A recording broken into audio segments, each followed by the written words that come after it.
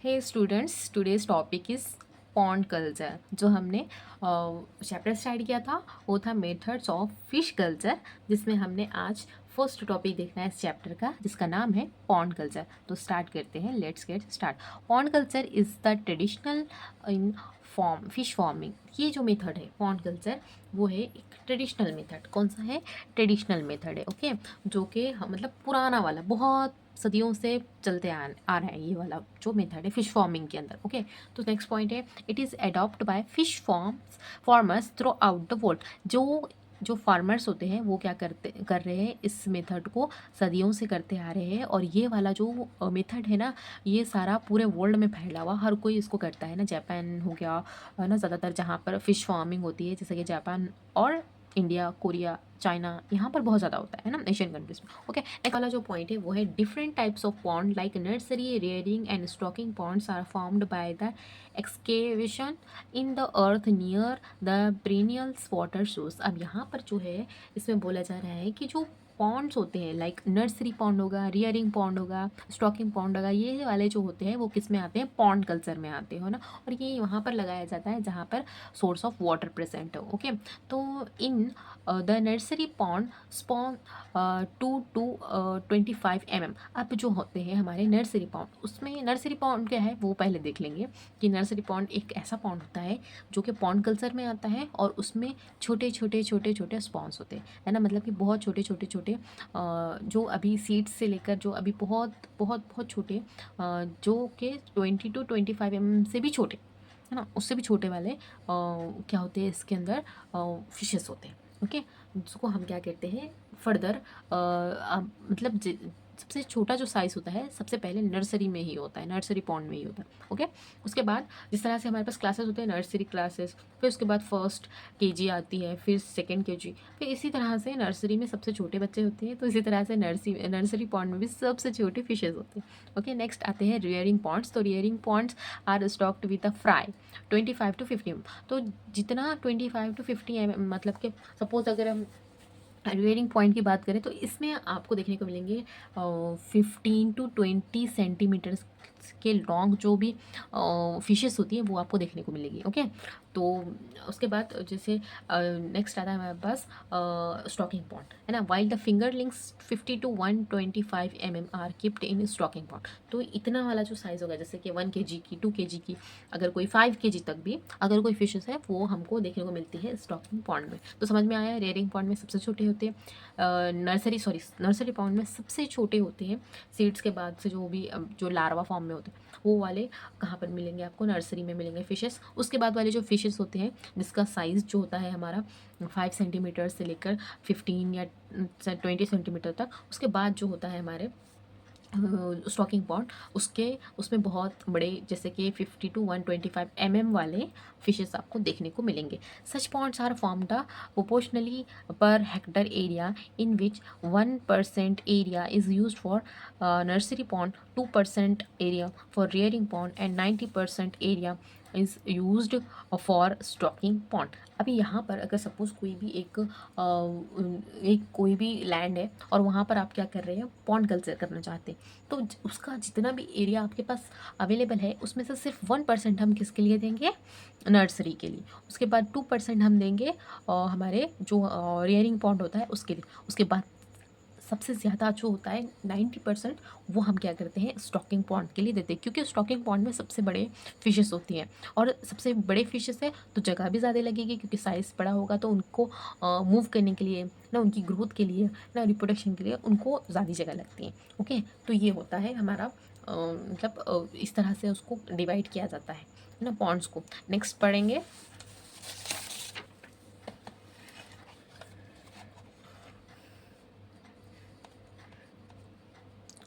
while the remaining area is used for various form buildings like a laboratory, office, store house and storehouse and hatcheries। अब यहाँ पर जो बचे हुआ area होता है 100% में से हमने 2% सॉरी 1% हमने रियरिंग नर्सरी को दिया था, 2% हमने रियरिंग को दिया था, 90% हमने उसको दिया था स्टॉकिंग को। तो बचे हुआ जो 7% है वो किसके लिए होता है कि जो लेबोरेटरी होती है उसके लिए ऑफिस होता है, उसका एक स्टोर रूम होता है, हैचरी होती है। हैचरी में हम क्या करते हैं, ब्रीडिंग करवाते हैं, है ना, फिशेस की। और वहाँ पर सब क्या सॉरी वहाँ पर इस तरह से हैचरी होती है कुछ इस तरह के, मतलब वहाँ पर कुछ अलग अलग हैचरीज होती है। कहीं पर ब्रीडिंग करवाई जाती है फिशेस की, और दूसरी जगह वहाँ पर छोटे छोटे जब भी फिशेस होते हैं जो सीड के बाद जो लार्वा फॉर्म होता है वहाँ से उसको कैच किया जाता है। ओके, तो अलग अलग हैचरीज होते हैं। ओके, जब आप है ना ट्रिप पर जाओगे ना, तो आपको अगर कोई आपके कॉलेज से ट्रिप जाती है तो ज़रूर जाइएगा, वहाँ पे आपको बहुत अच्छे से समझ में आ जाएगा कि किसको रियरिंग पॉन्ड और स्टॉकिंग और नर्सरी पॉन्ड बोला जाता है, और हैचरी क्या होती है, कहाँ पर ऑफिस, लेबोरेटरी, ये सारा एक ही जगह पर प्रेजेंट होता है। Okay, the available water source should be adequate to fill the ponds at any time in the years। तो हमने क्या करना है, ऐसी जगह पर बनाना है कि जहाँ पे हम कभी भी, मतलब साल में हर जगह जहाँ पर वाटर सोर्स अवेलेबल है वहाँ पे हमको ये पॉन्ड्स बनाने हैं, है ना। अदरवाइज़ वहाँ पर नहीं बनाना है। अगर वहाँ पर सोर्स ऑफ वाटर प्रेजेंट है तभी बनाना है, ताकि हमको ज़्यादा से ज़्यादा वाटर का इस्तेमाल करने मिले। Okay, the water should be to good sorry water should be of good quality to maintain the natural atmosphere in the pond. तो हमने क्या करना है कि वाटर की क्वालिटी भी चेक करनी है कि किस तरह का वहाँ का वाटर है ना। ज़्यादा मतलब पॉल्यूट वाटर नहीं चाहिए हमको, क्योंकि ताकि हमारी जो एटमॉस्फेयर है पॉन्ड का वो अच्छा रहे, ताकि हमारी जो फिशेस है वो उनको कोई प्रॉब्लम ना हो, कोई डिसीज़ ना हो, वाटर पोल्यूशन की वजह से कोई डिसीज़ ना हो, और एक अच्छा खासा हमको फिश यील्ड मिल सके। ओके, और नेक्स्ट पॉइंट है pond are filled with water via inlet and drain by the outlet. अब यहाँ पर हमने क्या करना है, एक तो जब पॉन्ड बनाते हैं तो उसमें हमने एक इनलेट बनानी होती है, एक आउटलेट, जिसकी वजह से इनलेट में हम क्या करते हैं, ये मतलब कि ये सपोज आप सब पूछ लो, ये दो तरह के डोर है, एक इनलेट और एक आउटलेट। इनलेट से पानी पॉन्ड के अंदर आता है, आउटलेट से पानी बाहर जाता है ना। तो इनलेट जब किया जाता है जब हमको पॉन्ड को भरना है पानी से। ओके, और आउटलेट जब किया जाता है जब हम क्या करते हैं, वाटर को पॉन्ड से निकालते हैं। ओके, क्लीन करने के लिए। तो दो तरह के डोर्स होते हैं, इनलेट एंड आउटलेट। समझ में आया।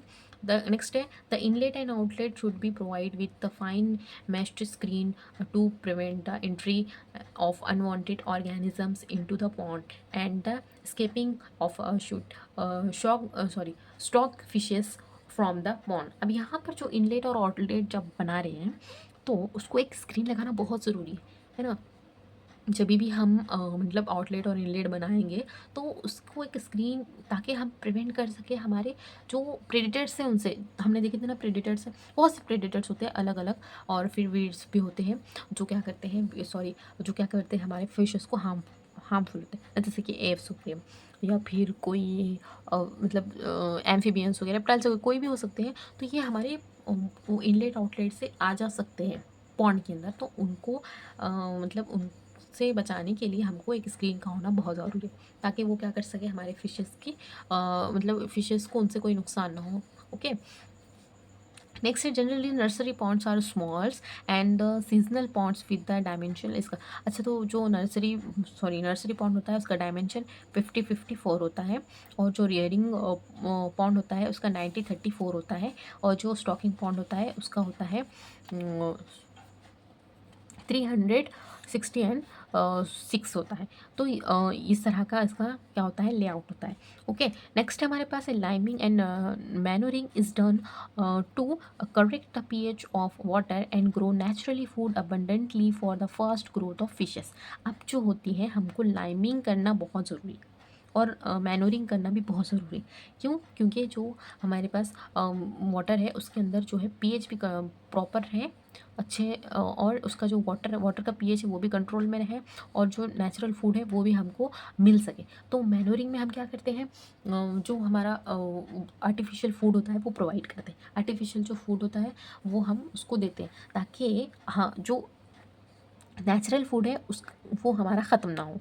ओके, नेक्स्ट है हमारे पास Indian major carp, catla, labeo, mrigala are cultured in this pond. अभी इसमें जो है क्या होता है, ये वाला जो पॉन्ड होता है हमारा इंडिया, जो पॉन्ड कल्चर है उसमें मोस्टली हम क्या करते हैं, इंडियन मेजर कार्प को कल्चर करते हैं। उसके साथ साथ जिसमें अच्छा इंडियन मेजर कार्प कौन कौन से हैं, तो ये है कटला, लेबियो एंड मृगैला, ये क्या है, इंडियन मेजर कार्प है। ओके। नेक्स्ट हमारे पास एक्सोटिक कार्प को भी हम कल्चर कर सकते हैं, सेपरेटली करो या फिर एक ही पॉन्ड में करो, कोई मसला नहीं है। लेकिन अगर आप सेपरेटली करेंगे तो ये आपके लिए बेटर होगा, क्योंकि जो एक्सोटिक कार्प्स होते हैं वो थोड़े से क्या बोलेंगे, हमारे फिशेस के लिए हार्मफुल हो जाते हैं, मतलब कंपटीशन करते हैं ना, फूड के लिए कंपटीशन होता है, फिर उनका जो इन्वायरमेंट है वो अलग होता है और हमारे इंडियन मेजर का आपका इन्वायरमेंट अलग होता है। तो इसीलिए अगर आप सेपरेटली करते हैं तो अच्छी बात है। तो इसमें आ जाते हैं सिप्रिनस, ग्रास का एंड सिल्वर का। ये क्या है, हमारे एक्सोटिक कार्प है। ओके, नेक्स्ट पढ़ते हैं।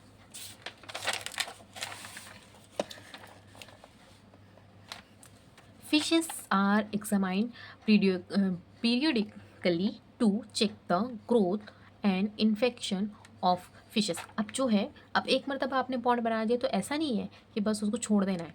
तो हमको क्या करना पड़ता है, पॉन्ड को जाकर चेक करना पड़ता है ना, एक पीरियडिकली मैनर में, है ना। थोड़े दिन, एक दो दिन में जाकर आपको चेक करना पड़ता है, ताकि जो पॉन्ड है उसमें फिशेस ग्रो कर रहे हैं या नहीं, उनको कोई इन्फेक्शन तो नहीं हो गया, उनको कोई डिसीज़ तो नहीं होगी, फूड कम तो नहीं हो रहा। फिर मतलब जो एक फ़िशेस है वो क्या करती है, दूसरे फ़िशेस को खा लेती है। या फिर जो मतलब जब अगर किसी फ़िश का ग्रोथ ज़्यादा हो गया तो वो छोटे-छोटे जो लार्वा होते हैं उनको इनटेक कर लेती है। तो इस तरह से बहुत सी चीज़ें होती रहती है फ़िश के अंदर, तो वो सॉरी फ़िश पॉन्ड के अंदर। तो हमको है ना ये देखना बहुत ज़रूरी है, जाके चेक करना पड़ता है ना, उनका एग्ज़ामाइन करना पड़ता है। नेक्स्ट है infected fishes are collected from the pond to maintain the separately for cure. अब जिस तरह से हमने डिसीज़ेज़ पढ़े थे ना, तो उसी तरह से उसको क्योर करने के लिए हम क्या करते हैं, कोई भी अगर फिशेस उसको इन्फेक्ट होता है तो अलग से निकाल कर उनको सेपरेटली निकाल कर एक एक्वेरियम में डालकर उनका क्योर किया जाता है। ओके। नेक्स्ट है brood fishes are maintain the separately for the breeding purpose. अब जो जिस ऐसे फिश जो एडल्ट हो जाती है और मेल हो या फीमेल हो, तो उनके लिए हम उनको क्या करना पड़ता है, वहाँ से निकाल कर दूसरे एक पॉन्ड में डाला जाता है या हैचरी में डाला जाता है, ताकि वो क्या कर सके, उससे मतलब उन लोगों को ब्रीड करवा सके, है ना, मेल और फीमेल को, ताकि वो जब ब्रीड करें तो उनसे क्या हो, दूसरे सीड्स निकल सके, और उससे फिर हम क्या कर सकते हैं, नेक्स्ट वाला जो पॉन्ड कल्चर जो सीज़न होता है उसमें हम उसको यूज़ कर सकते हैं, है ना। ओके, तो ये था हमारा पॉन्ड कल्चर। ये बहुत इंपॉर्टेंट है, आपको कम से कम 5 मार्क्स के लिए तो ये किसी भी हाल में पूछा ही जाएगा। तो इसको इतना ही जितना मुझसे हो सकता था उतने मैंने कम पॉइंट इसमें इस्तेमाल किए हैं और सब मेन पॉइंट डाला है। तो इतना आपने याद रख करना है और इसको अच्छे से याद करना है। Okay, thank you.